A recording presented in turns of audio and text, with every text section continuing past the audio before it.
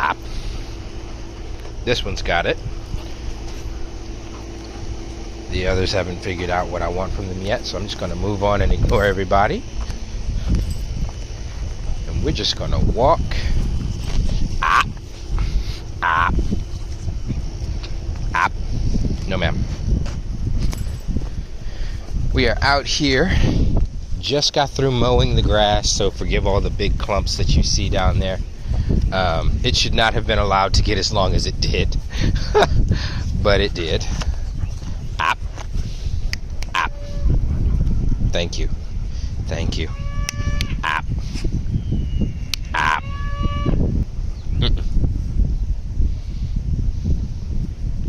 Okay, now who's red? I think our red fawn, yeah. Red fawn is Netto. Op. Op. So this is Netto. And she's the red smut that we've got here. She's the firstborn. And then we have, well, there's Mr. Zorro walking up right there, and that's Miss Noel. And Asta, our little people person here, will follow you wherever you go and get attention. He doesn't even care about the other dogs. He just wants people. Silly boy. So this red smut, this is Miss Netto. That's Charmy over there. The puppies have been walking around and kind of investigating the clumps of grass. Ah, ah. But yeah, the puppies have been kind of walking around and investigating the clumps of grass. This is Marie right here. So this is female number 2, second born. And then again, that's firstborn. That's Yami. This is Asta. Miss Charmy is over here investigating the grass. I still need to weed eat and get rid of the stuff that's on the fence line. This is Miss Charmy. She is a brown smut girly.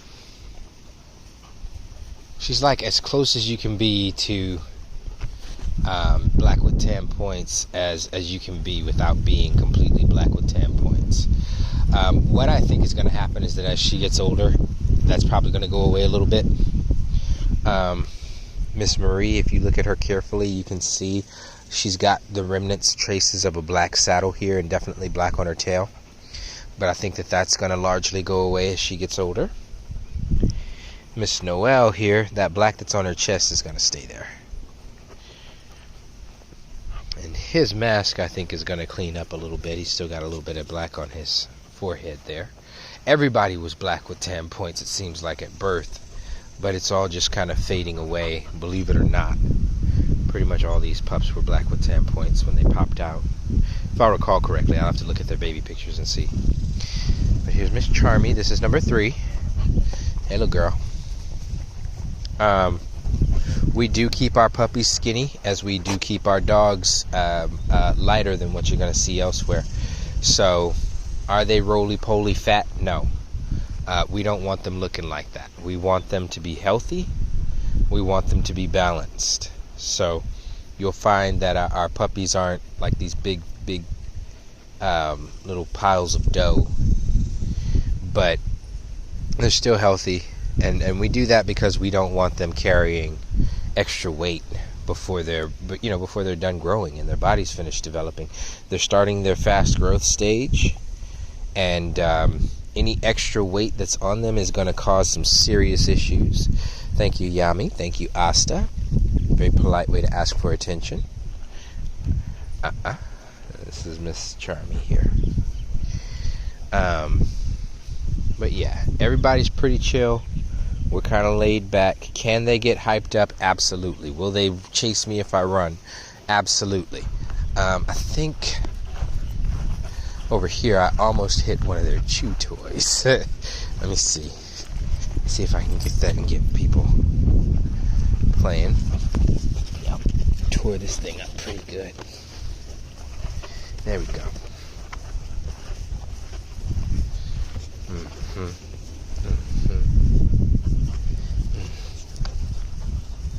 There you go. There you go.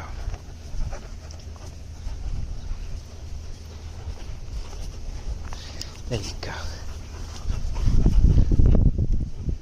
There you go. There you go. That's Miss Marie.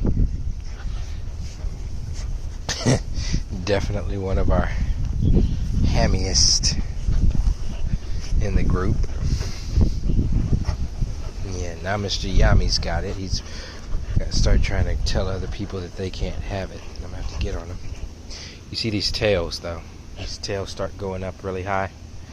I'll get on them for that kind of stuff.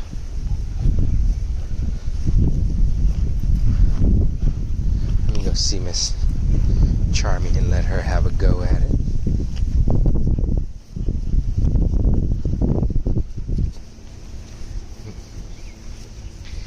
I need to get my flirt stick back.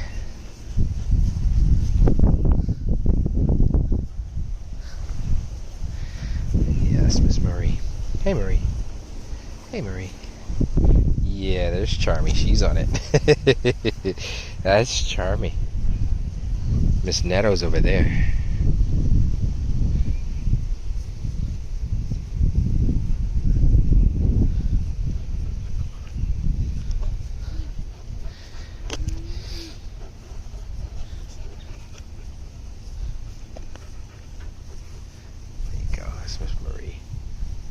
And they'll mess with that, and they'll go bark at each other about it and stuff, and then somebody will get a hold of it and try to control it and be the big boss, and you can see their tail kind of reflects that. The more they think about how high they are above each other, look at me telling them no.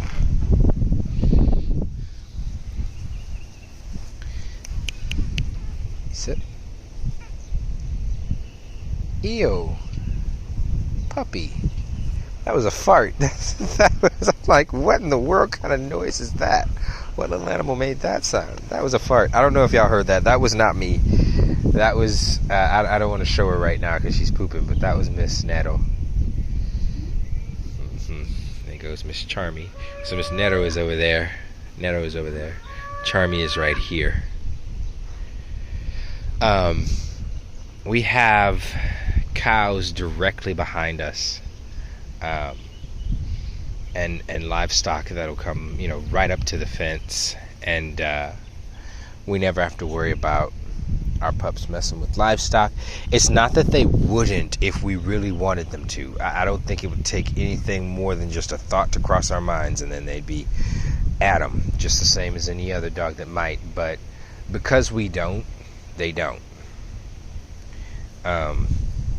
We've had them, like, we'll have our dogs loose and on our property, and right here in our fenced-in yard run area, we don't have any, we don't have the cows here. But if you look at that fence, that is, what is that, 5 or 6? 6 wire? 6 wire barbed wire fence. In any case, our dogs have no problem whatsoever going through that if they wanted to. Sorry.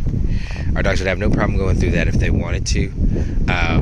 But I have never once, in the entire time we've been here, had to tell any of our dogs, big, small, young, or old, to get off of that property. Never once had any of our dogs go mess with cattle, be it here next to our property or when we're out on our walk, we'll come across them. There's loose geese and loose chickens and ducks and sheep and goats down the road. Never once had our dogs chase them. There's horses, and they'll have their foals and stuff like that. Again, never had our dogs chase them. In fact, more often than not, strangely enough, I think it's because our dogs represent such a calm energy. Those animals will chase us, but not aggressively. Like, they'll chase us because they're wanting to come and investigate us and see what we're all about. So they'll definitely walk up and say hi. So if he starts nipping, I'm going to tell him, ah.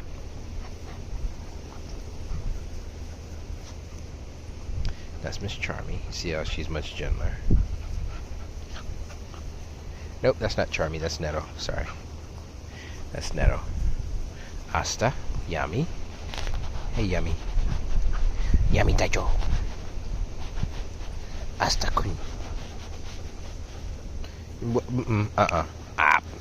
App. Quit it. Don't even think about it.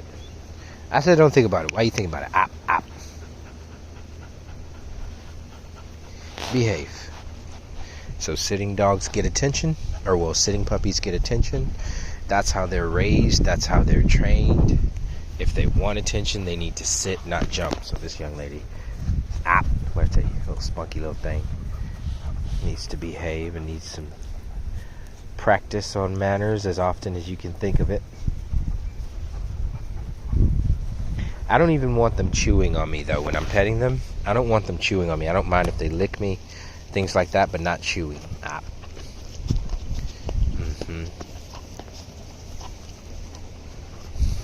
That's Miss Marie. We're not going to pet this. You see this? I'm not going to pet that. That's going to create a monster. So, no. Op. I'll show you what I pet.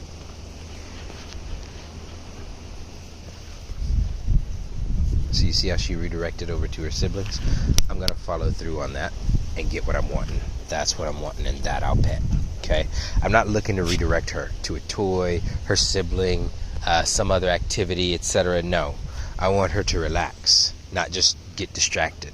Same thing here. And this is how we create well-behaved dogs, by creating well-behaved puppies. And a lot of that has to do with follow-through. I'm not just looking for you to stop nipping at me and stop jumping on me. I'm looking for you to calm down. And if you look at like this state of mind, the relaxation of the eyes, etc., versus that state of mind where the ears are up, well, open but up, and still ready and alert, she's a little bit more hammy. So I'm going to wait till that face relaxes like it is. And this is Marie coming to tell her sister not to jump on me. But I don't want that because I don't need that. I don't need your help. Okay? I got this. When you have a beta female, or an alpha, or what may have you, a dog that's a natural born leader, when you take over leadership, they tend to often become enforcers. And the problem with that is that you don't often need an enforcer. You just need the dogs to behave. So my interaction with the puppies is not just an observer. I'm not just here saying, oh, genetically this one is designed to chew on his sibling at this time of day, and genetically this one is predisposed to lie on his back at this time of day and let himself be chewed upon. And that's dumb. And much the same, what they do, you see this nonsense? You see that nonsense? But much the same, what they do is going to be decided by what's tolerated, right? So they need to learn boundaries, they need to learn to respect each other, to be kind to one another, etc., etc. If they start getting really, really on each other, and really, really being annoying to each other, and not respecting when the other dog says, okay, enough, then I'm going to step in. You see all this going on here? I'm going to step in. I don't mind if they play. I mind if they play disrespectfully. And yeah, that biting and shaking looks terrible, but unlike many other fighting breeds, so-called, this breed is actually made to fight. And what I mean by that is they're designed for it. So all that they're doing, that biting and shaking that would rip open some other dog's flesh in a pretty gruesome way, is actually not doing anything to him but annoying him. And they got skin. Like, they got skin for days. Skin on skin on skin. Their skin got skin. You see all that? It's plenty of it. Plenty of it. So they're not hurting each other. They're not cutting each other up and stuff like that, even though they have little fish hooks for puppy teeth. And as long as they can keep their play gentle and respectful, I'm fine with that. If they start really getting after each other, then I'm stepping in to put an end to that, because I'm not going to let that happen. This is Miss Noelle. She's asking for attention. Good job, young lady. Good job, young lady.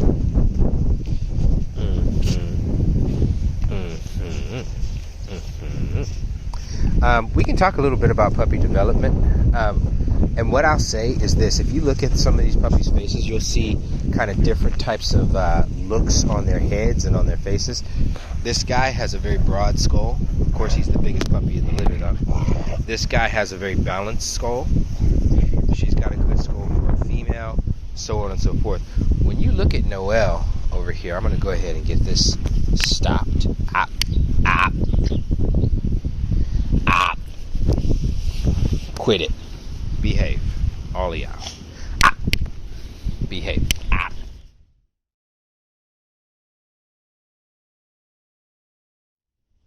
Anyway, when you look at Noelle and compare her skull shape to, say, her sister over here, right? Looks snippy. And I just want to talk about dog development a little bit. When it comes to different lines of Tosas, you're going to find that they don't all develop the same. And again, if you're following enough breeders and following enough breeds, now if you're just, only looking at one breed and only looking at, one breeder or what may have you, you're going to get information, I think, that's very myopic and short-sighted and not very well educated. Whereas if you're following a bunch of breeders, different breeds, you're going to learn a lot more. And one thing I've learned from following actually bulldog people, like I get lessons from different people all over the place, but bulldog people, particularly American bulldogs and American bully people, is that dogs don't always develop the same. You can have a dog that looks wonderful at 8 weeks and then develop terrible and end up looking all kinds of crazy by the time they're full grown, and then vice versa. A lot of those not bull monsters, what are they? Brazilian monsters, whatever they are, the Brazilian version of the bully. A lot of those guys, you can't tell them apart from pit puppies until they get to a certain age, and a lot of that has to do with, again, just the way they develop is different. When you're looking at what we've got here, we've got the best lines out of Korea and Japan mixed with some of the best lines out of Europe and the West. So you're going to have puppies that have more of that European look and look more mastiffy, right? Like Mr. Asta there. I mean, he looks like a mastiff's head a lot. That guy right there.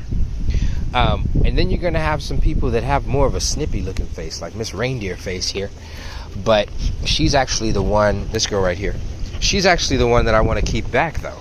And for more than one reason. But when it comes to her skull shape and skull size, why am I not worried?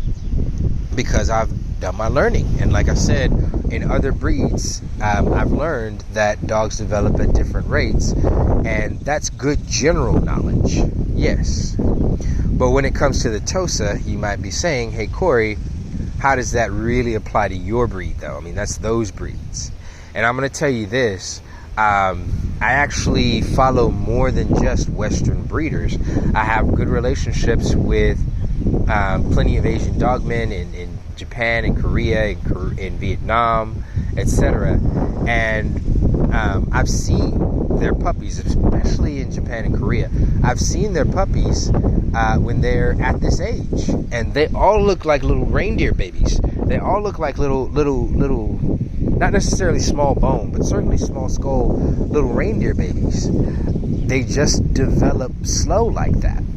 But of course, by the time those dogs get to be somewhere pushing 6 months old, then they start filling out, and they don't look like these little thin, skinny skeletons anymore. And then on top of that, when they get to be, full grown, if you know of any of these dogmen in Japan and Korea, etc., if you know of any of these dogmen and you see their dogs, you probably would never believe that they'd start off super snipey like that, super snipey like that. But that's the way they start. And as time goes on and they develop, the Korean dogs especially have the reputation of being some of the biggest and heaviest of the dogs being imported from Asia, or that you can find in Asia. And to a certain extent, yeah, you'll find, I think, more big dogs there. But that being said, they all start off so snippy, so snipey, and it's almost concerning. But without exception, every last one develops well. So when it comes to this puppy right here, with her little narrow skull, little small, narrow bridge muzzle, even compared to her brother over here, who's a little bit broader, and certainly compared to her sister there, let's see here. Sister there, which you can see, has a lot more of that European look already. Sister there, same story, a lot more of that European look already. Good wrinkle, broad skull starting already. Versus this little skinny snipey nonsense. But again, I know something. I know something about this breed. I know something about the way dogs develop. So I'm not worried at all. And I want you guys to kind of follow this girl with me and see how she ends up. Because we'll see. We'll see if she ends up with a skinny little snipey head, or we'll see if she ends up with that very, very broad, huge muscle skull, even more than the males. Because Korean females, they tend to be very, very broad with a lot more of a very heavily muscled, wide skull, in my experience, a lot of the time. And I know they start off like this. So just watch her with me. Watch her with me. We'll see. I could be wrong. And that's part of the process. I've been doing this for 20 years and I can still be wrong. 25 years, actually. But I can still be wrong. But when it comes down to it, I have my thoughts. I think I know what I know, and I think I'm going to be right about this one. And we'll see how she develops, but I want y'all to see kind of how that starts and how that goes. Mr. Asta-kun. Should have called you Korea-kan, because Korea-kan Jr. And then this is Miss Nero, a beautiful red smut girl here. Miss Nero. They don't always have to sit in order for me to pet them, but I do want them calm. I'm not going to pet jumping and excited dogs. So this is not going to happen. Not going to happen. That dog can be pet. Absolutely. This is Miss Charmy. Hey, Charmy. Hey, Charmy. And absolutely not. That's Miss Marie over there. This is Mr. Asta. And this is Miss Charmy. Just kind of reference so that you know who's who on your screen. Mr. Asta the Imposter.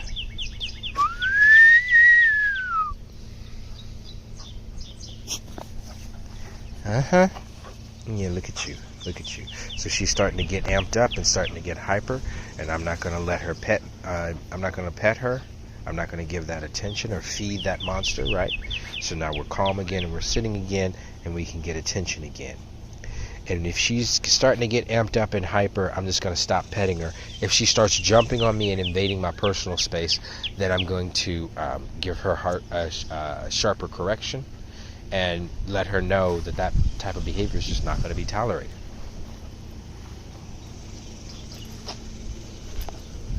Mr. Zora's over here, laying down, acting all calm. Hey, man. You see how I'm petting one and everybody comes running over and stuff like that? I'm okay with that right now. They're itty-bitty puppies. They're just, doing puppy stuff. And they're doing it calmly. They're not, attacking the other dog that's getting attention or anything like that. So I will have to address that, but I'm not going to worry about it right now in this video. But that being the case, eventually, again, just future goals, things that I always work for, sibling syndrome or not, I want to be able to pet each of my dogs without other dogs getting in the way. I want to be able to handle him.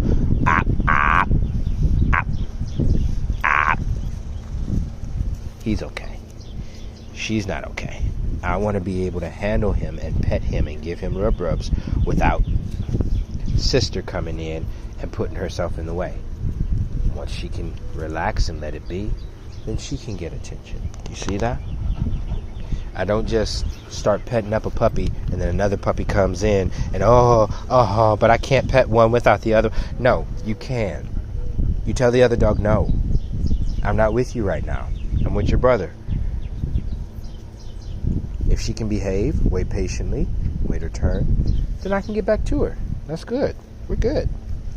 And this is teaching dogs manners, by the way. This is not, oh hey, this breed is known for jealousy. No, that's not a matter of that. That's puppies. It's not, oh hey, genetically these dogs are going to get after each other. They're going to start fighting once they get to be 4 months old, and serious fights with each other. No, if you're not in the picture, then yeah, you can expect those kinds of things to happen. But with a good leader, you can, there's harmony back here. We got 7 puppies running around and no barking, no fighting, no growling, aside from occasional play. But you guys saw that, you heard that, and you saw how I stepped in, right? You saw how I stepped in, you saw how I put an end to anything that might get out of hand. I don't mind if they play, I don't mind if they happen to be standing over each other or what may have you. But if their tail is starting to go sky high and they're starting to hump the air over another dog, or they're starting to get rude and the other dog is saying, hey, leave me alone, and they're not paying attention to that or respecting that, then absolutely, I'm going to step in and I'm going to put an end to that. And I have to, as part of my role as their leader, right? So there's that. It's not, I don't wait to see, oh my goodness, I wonder what's going to happen. Oh, I breed for dogs that are polite to their siblings. Like, what kind of sense does that make? That's not a thing. That's not a thing. That's really not a thing.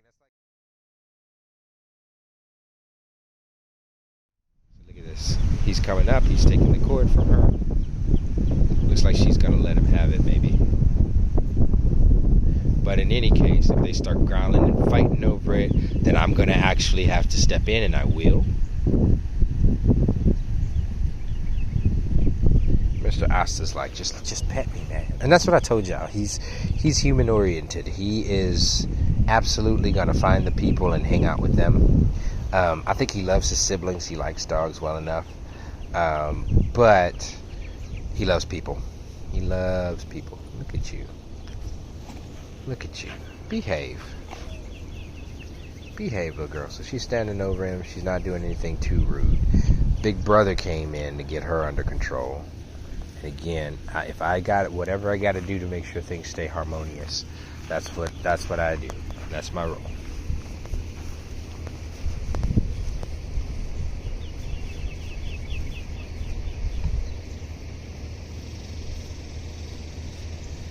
It's just an old cable. It's probably not for them to mess with.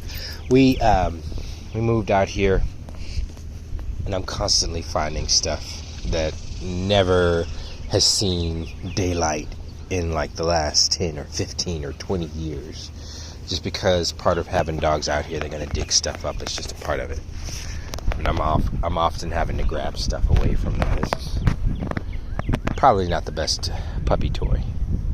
So we'll go ahead and get rid of this. They have actual puppy toys back here. But it was fun to be able to use something to kind of show you guys how they interact. So here we go again. Got one laying down. Others were passing by her. This is Mr. Yami. He's asking for the toy back. You can see he's got his eyes on it and he's sitting. But I'm not going to give him the toy. I will give him some rubs and some loving. I'm going to tell Miss Marie to quit crowding me. Op. Op. Op. Op. Op. Again, it's all about manners. This is about Yami. This is not about you. Okay? Op. And there we have it. Same idea.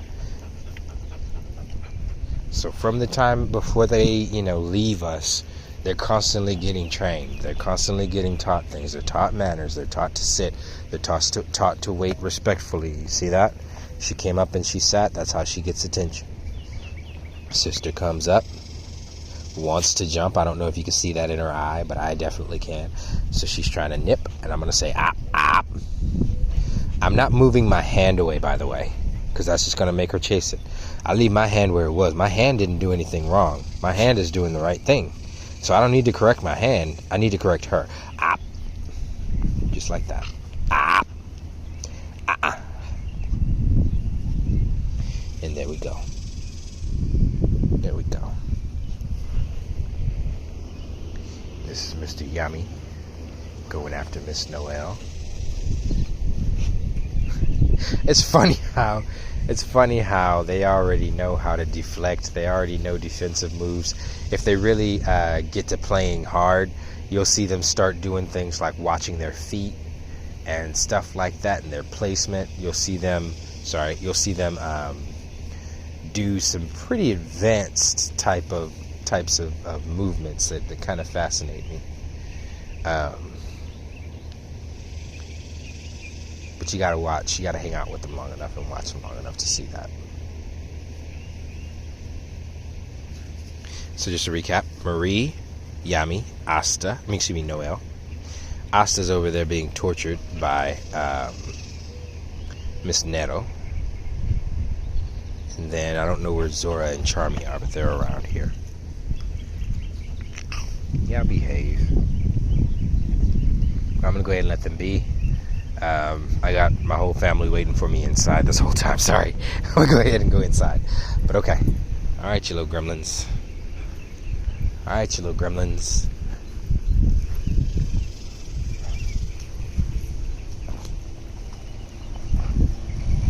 Miss Marie. Maddie. Thank you guys so very much for checking out our channel, for watching our videos. I hope I wasn't too boring. Thank you for following us or watching us. If you do not already follow us, please follow. If you have not liked this video, please like, and please subscribe, and you'll be able to keep up with the next videos we put out about Tosas. We love what we do here. There'll definitely be more videos.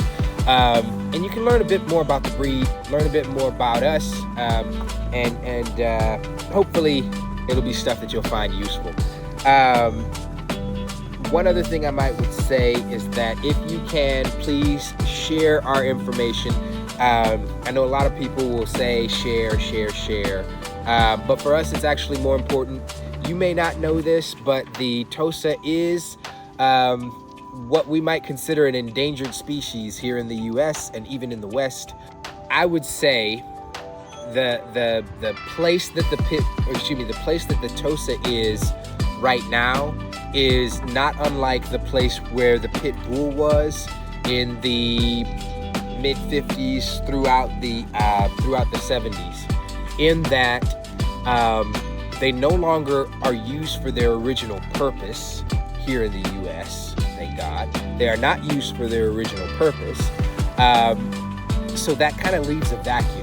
The breed's notoriety is going down in that vacuum, but what that opens the door for is for bad actors to get a hold of what remaining specimens there are and use them for, we'll say, nefarious purposes.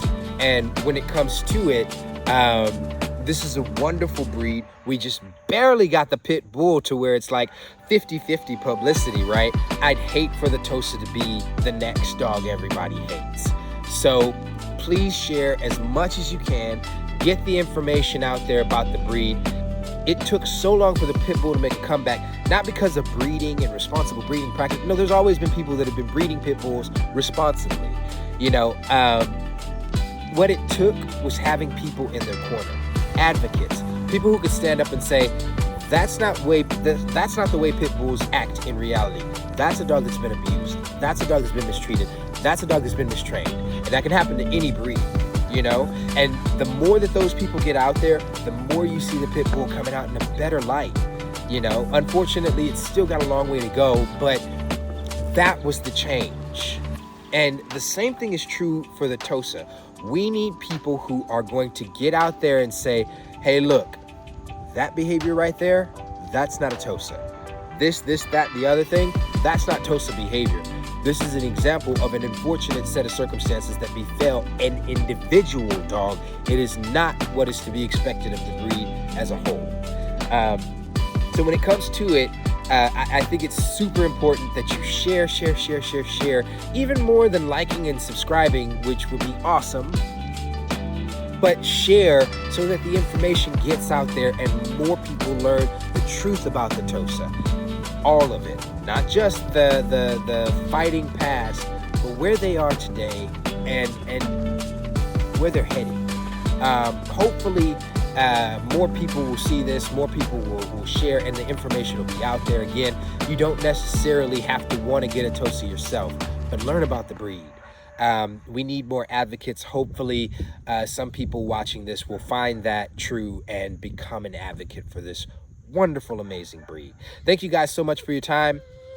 We'll let you go and enjoy your life, and let Mr. Dante get on to his kibble for the day.